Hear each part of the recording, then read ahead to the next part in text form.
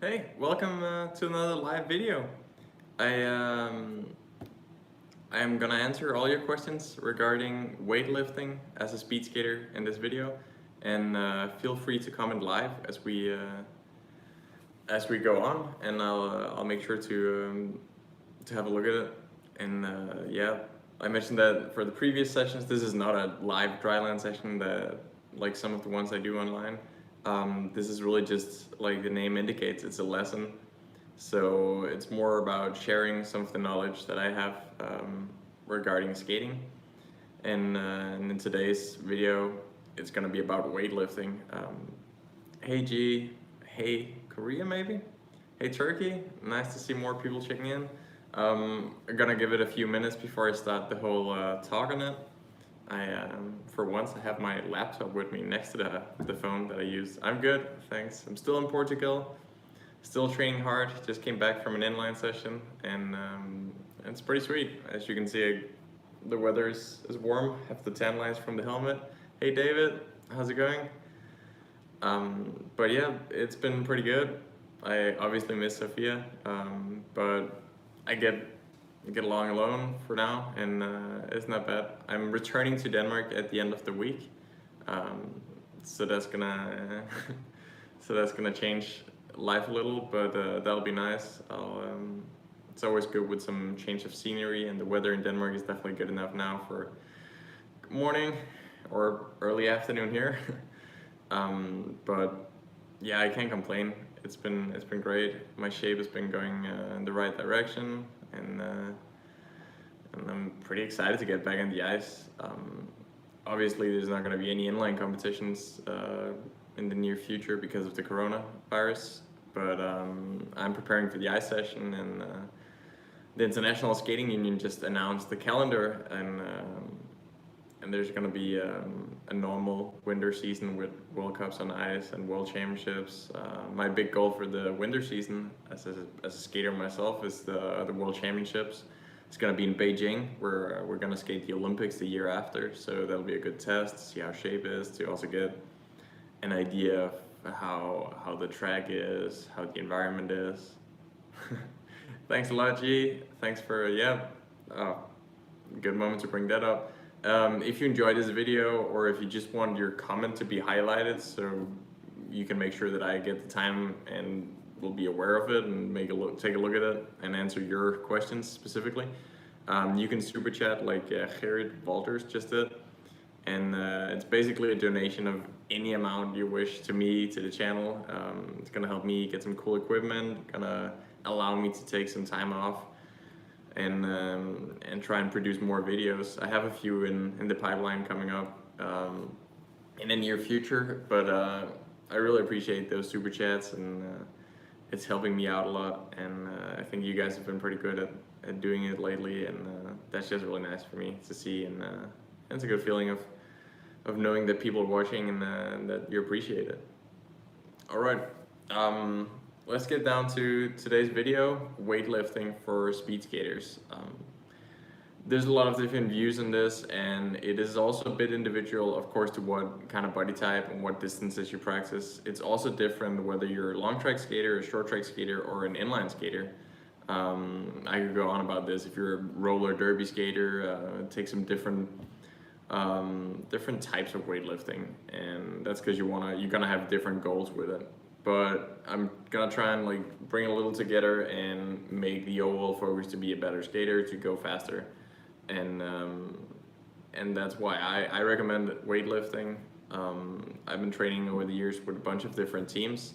Had a long time with a German professional team, Kia Speed Skating Academy. I trained with some world champions on the inlines in France, and I've also spent the 3 years leading up to the last Olympic Games with Norwegian national team of ice skating, and now I'm training with the American national team. And one thing that I found in all of them is that they all do weightlifting. So, and personally, my own experience has been that I've gotten stronger, and I see definitely more pros than cons to weightlifting. Of course, it's gonna have to be carried out in the right way. Weightlifting is not that simple, and that's why it's gonna take some extra measures. if possible, like to have a technical coach, and you need somebody who's really aware of what skating is to create your training program. Hey Darren, yeah, finally. I'm glad you're agreeing on the topic. But yeah, it's gonna be different from normal weightlifting because it's gonna be very specific towards skating, obviously. So you also got to remind yourself that it's always secondary to skating. So if you're a young skater, I wouldn't dig too far into weightlifting. Obviously, if you're too young, it's not gonna be the time yet. It's gonna be dangerous. If I personally started weightlifting when I was 12, which I think is pretty young still, I'd probably recommend something like 13, 14-year-olds, and definitely recommend supervision of somebody who knows what they're doing and who's also aware that this athlete is not training to become a weightlifter, but training to become a better speed skater. So it has to be secondary. So if you're young and you just want to enjoy skating, it shouldn't take focus away from that. And even for adult athletes, I wouldn't recommend more than 3 times at the most per week. And then also same goes for energy. If you're at a point where you don't have a lot of time because skating is most likely not your full-time job, but you're just doing this as an additional workout, it shouldn't take away the focus from the skating. And if you have enough time for 4 workouts a week, I wouldn't do more than one weightlifting session, or most likely none. So this is more for the people that have some extra time and that want to find new ways to get some gains and to hack their body to go a little faster in the inlines. Once that's said, I do think weightlifting is a great way to improve as a skater, and I want to start this video before we dig into how long, how heavy, which exercises. I want to just try and highlight some of the pros, some of the cons of weightlifting, and it's definitely gonna help you build more power. It's gonna give you more strength. If you manage to carry it onto the inline skates or ice skates, it's gonna give you more speed in the end.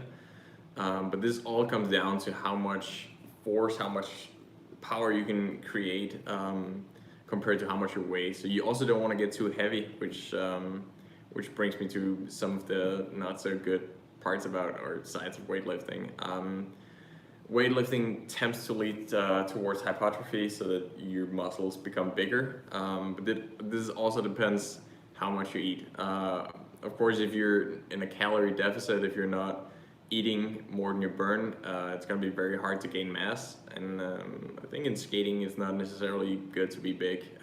So if you can stay light, relatively light, but just push harder and be more efficient, that's going to be optimal. The more you weigh, the more you have to carry, and the more you have to, even though you increase your power, your strength, and your capacity to develop speed, there's also going to be more weight to push around, especially on tracks. You don't want too much weight, as you will have to carry that around the speed, which is only going to make it harder if you're heavier.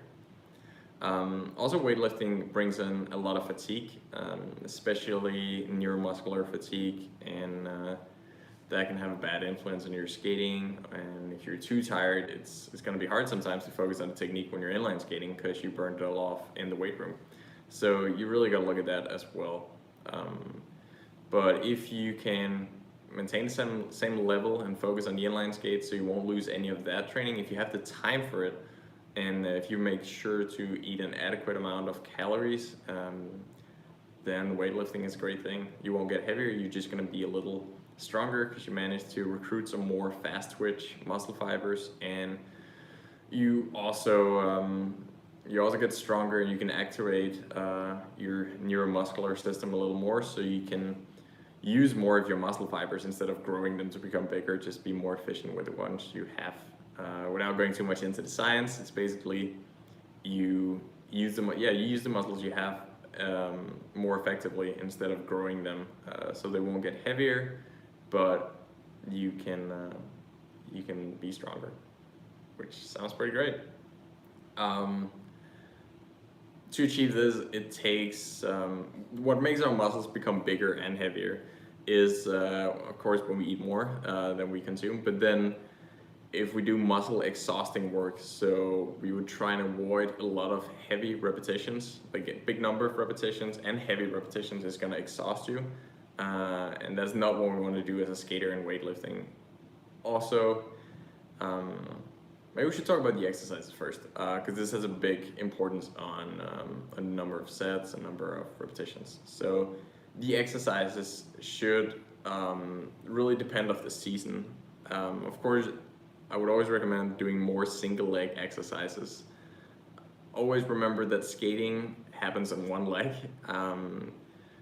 So if you only do two-legged exercises, it won't be as efficient when you're out inline skating. So always have in mind that you need to really think of this carryover from weightlifting to skating.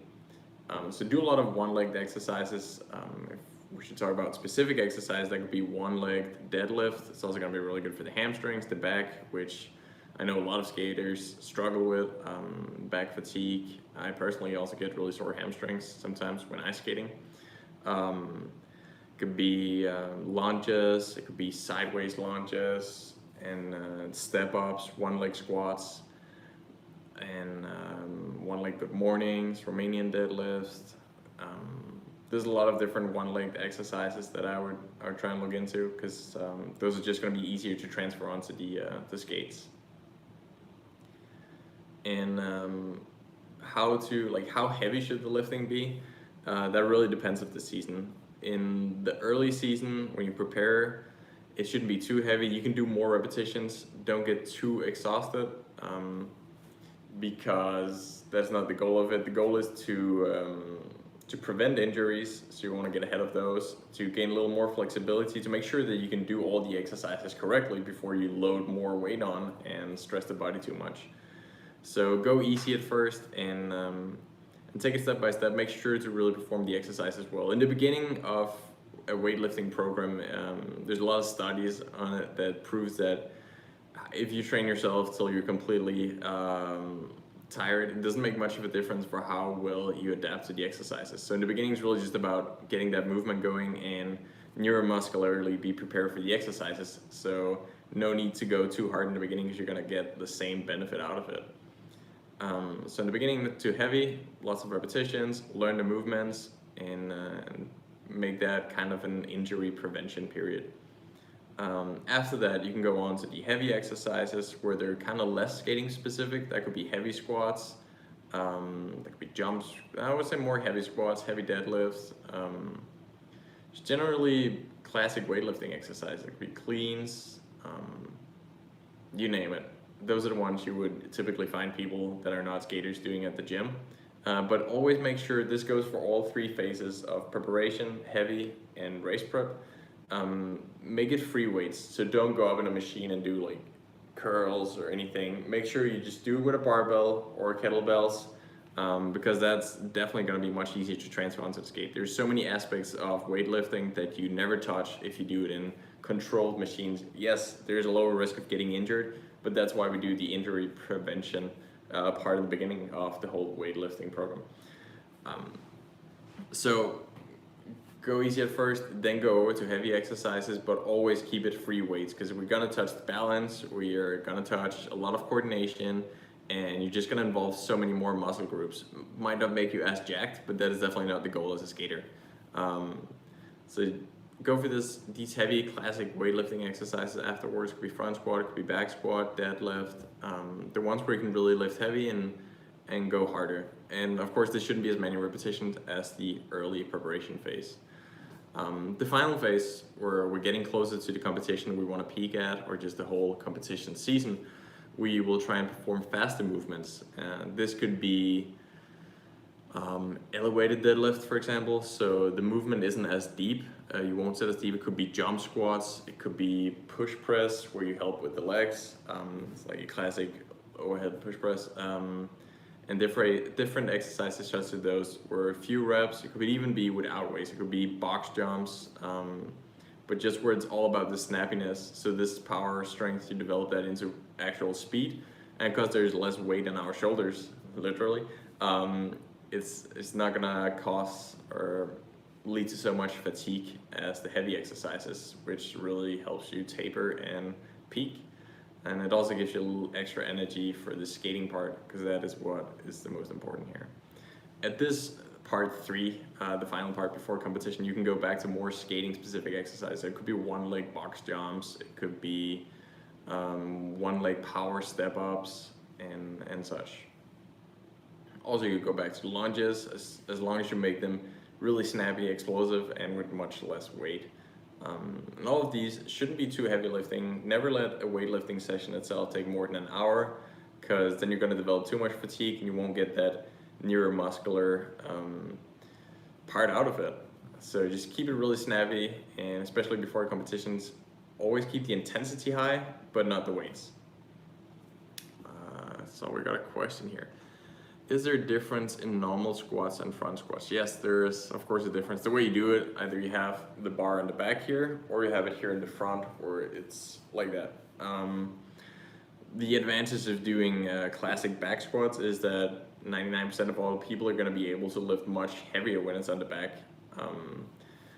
Whereas if it's on the front, you would often find other limitations. So if you've done back squats for a while, for sure at first it's going to be the back is not strong enough, or you can't keep balance, your knees get shaky. But once you're getting used to the exercise, back squats is an exercise where you can really load the bar heavily. And in some cases, I think even most cases for people that are trained at it, the limitation is going to be your glutes and your quads. So it's really going to be the skating muscles. Whereas front squat in that way is a little more technical, and you got to be extremely good at weightlifting before you get to the point where it's actually your butt that's going to be the limiting factor, which in some ways is good because you're going to train other things. I personally get sore abs when I do front squats, or even sometimes the shins. Different things can be hard in front squats because it's just a little more technical, and the exercise itself demands a strong back, a strong core. So you're going to train more different things, but if you're really going to go for the legs and the glutes, it might not be the best thing.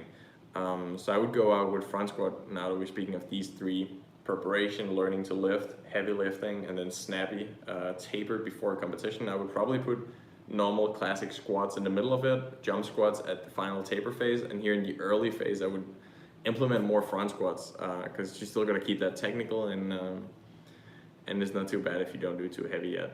And it's a really good range of motion exercise.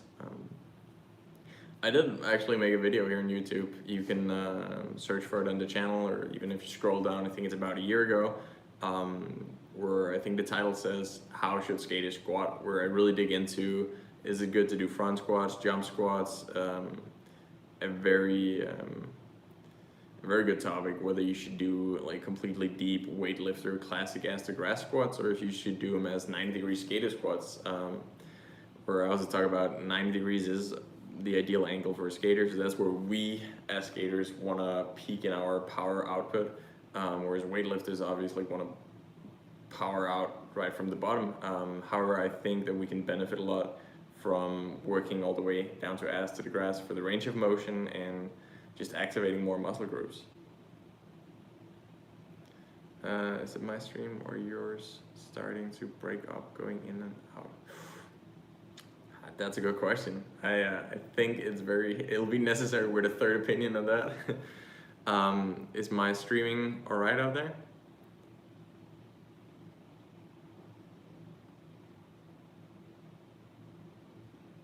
Oof. I hope so.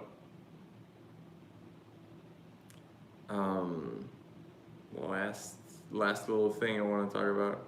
Yours is okay. Good to know. All right. So I'm having the same problem. Oh, God damn it. I don't know. For my OK and sync. Okay, I guess it's a little different at all places. I'm looking at myself at a laptop where I seem to be pretty smooth, but with a few seconds delay, but I guess that won't make too much of a difference. All right, remember you can ask questions all along. Oh, good to hear. But I'll just try and elaborate this weightlifting topic, but I'll make some small breaks in between, so just come back to your questions and try and answer them as well as I can. So how much weightlifting should you do? I would recommend you to not do once a week for several reasons. If you do weightlifting once a week, you're never really gonna adapt to the exercises and adapt to weightlifting. So every single time you hit the gym, you're gonna be super sore from it, and that soreness is almost gonna strain the body as much as doing 2 weightlifting sessions per week, except you're only doing one. So my general recommendation would be twice a week. Personally, I lift twice a week 90% of the year. Actually, currently, I'm lifting 3 times a week because I'm in my preseason, and I just lift a little more because I can allow myself to be a little more tired. It also means that my weightlifting programs are shorter. Like I mentioned, you don't want to get too tired from weightlifting because the goal is not to exhaust yourself. That's why we have the dryland sessions.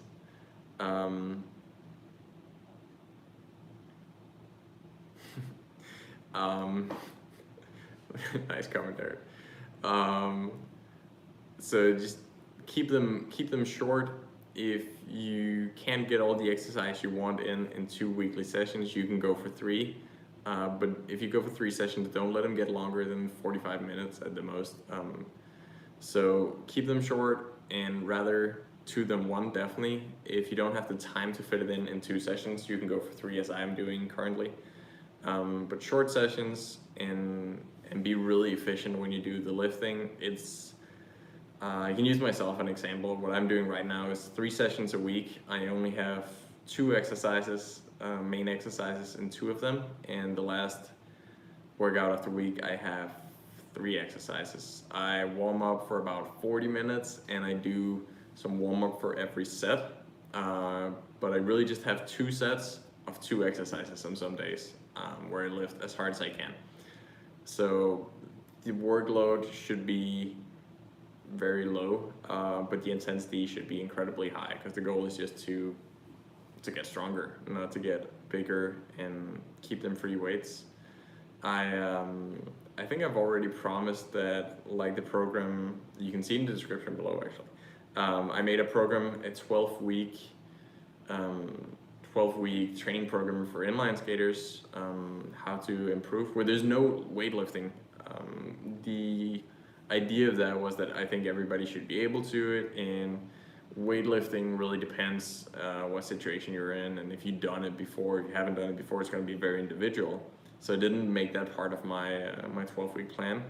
However, hey, it's Illy. However, I am going to make a weightlifting program that you can either combine with that program. So everybody that bought that program or is going to buy it for this month, I will give them some vouchers so they can add the weightlifting to that program, and for everybody else it's going to be for download and purchase, and I'm going to start working on that. I've already made some ideas, but it's going to take a little while to plan everything. But yeah, basically it's just going to be a full season weightlifting program for skaters with 2 sessions a week. Where now I said there was 3 main phases: the pre-season, the heavy part, and then the snappiness, and get ready for competitions, taper lifting. In my full weightlifting training program, there's going to be 6 phases, where they're going to be a little divided more in 6 smaller parts. That's going to take a month and a half, 2 months each. So the whole weightlifting program is going to be for a month, or for a year. Or get some more questions here. Can I jump on ceramic bearings? I mean hybrid. Yes, if we're talking inline bearings, you can definitely jump on them. Bearings are much more durable than people think. Most inline skating bearings are originally made for much heavier things and made to last in different conditions, so you shouldn't worry about that. What kind of warm-up do you recommend? I do some 10 minutes cardio warm-up, just to get my heartbeat up, to raise the body temperature a little, get my muscles warm. Then I do some stability work and some dynamic stretches for about 20 minutes. On the channel there's different dynamic exercises, warm-up exercises. but I do all of that. The only thing I would really avoid is just to do slow, long stretches, because that's not going to be good for your snappiness after. It's going to extend the muscle fibers a little and just make you lazy. So try and avoid that in warm-up for general, but especially weightlifting. Same goes for stretching after lifting. Do not stretch. I've seen so many people do that, even good athletes that do long stretches after weightlifting, which is terrible, because the whole point of weightlifting is that you break muscle fibers apart and let them grow back together stronger and bigger. So do not stretch after. It's only gonna, even though it might feel a little as a relaxation thing, just try and avoid it, because it's just gonna pull the muscle fibers even further apart, and you're gonna extend the time of recovery by a whole lot. Also, another myth I wanna bust while I have you all here, that protein is the most important thing right after weightlifting. If you train on a daily basis, it's with no doubt going to be carbohydrates, and even after weightlifting, as well as all of the session, there should be a lot more carbohydrates in your recovery meal. Of course, you want the protein in. You should consume protein ideally every 3 hours, but don't make them excessive portions, and that whole window of opportunity for refueling after a workout is pretty surely proven scientifically to be mostly for carbohydrates. So always put those first, even after weightlifting. Let's see, we have a lot more. It's important for every skater to weightlift for better performance. It's not important for every skater, and I can also name world champions that have never touched a barbell. But for a lot of people, it seems to be beneficial simply because it's a hack to gain a little more strength and power. I think it's a little like all the other ways you can support your skating. Is it necessary to do dryland? I can also name some world champions that never did dryland, but dryland is going to help people be a little more stable and gain some muscle endurance. Same for skating, or no, not skating, sorry. You will have to skate. Same for bike riding. It's not necessary to ride your bicycle. Most skaters do it simply because it's just an easy way to get a ton of hours in the correct cardio zones. So it's more like hacks to get where you want to be, same as weightlifting, but it's not going to be necessary. Hey Latvia, hey Stock, would you do different weight training if you do short track? I've trained with some short trackers, and I had the opportunity to train in the same weightlifting room as the US short track national team for a few years now, and it is very similar to what long track skaters do. I think it's more the exercises outside the weightlifting. So some of the dryline exercises, some of the pre-workout exercises, the warm-up exercises, they change a little whether you use short track or long track. When I said in the final preparation phase before a competition, when you do things that are more skating specific with less weight but really explosive movements, the short track skaters do different things that would be just movements that are more like a short track skater.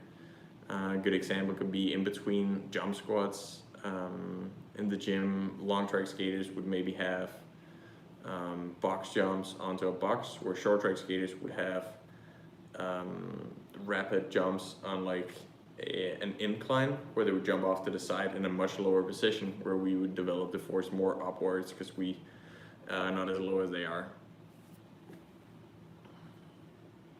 Regular 1 hour indoor cycling with some sprints whole week, whole year is beneficial for inline skating.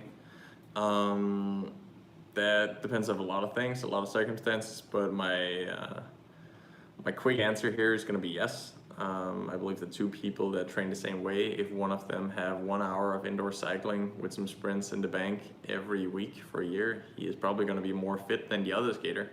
It all depends how hard they're both training. So if that 1 hour is going to cause them to be overtrained, or if you substitute inline skating for an hour with 1 hour of biking, I would much rather do the inline skating. But biking is great, yeah. Better shape makes it a lot easier to skate in general. How to improve my start because I suck at it. And hey Ohm, and hey Luke. How to improve your start? God, that is it's gonna take more than one live stream to get through that. I made a video with some few steps, 3 technical exercises, like 3-step exercises where you can just work on the steps you do in the start, work on twisting the hips without twisting the body, or opening the hips without twisting the body, and just be a little more stable. So you can take a look at that. Hey Devi from Indonesia. That should be on the channel. It's a little old, but it's there somewhere. So you can take a look at that. If not, strength training is a good way to improve your start. I think that's actually where you have the most carry over at all.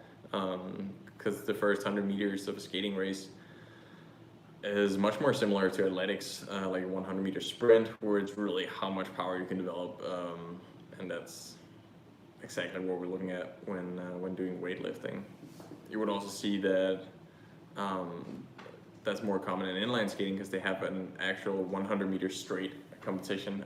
The people that are good at that are usually a little bigger, and it seems they're visibly people that do weightlifting.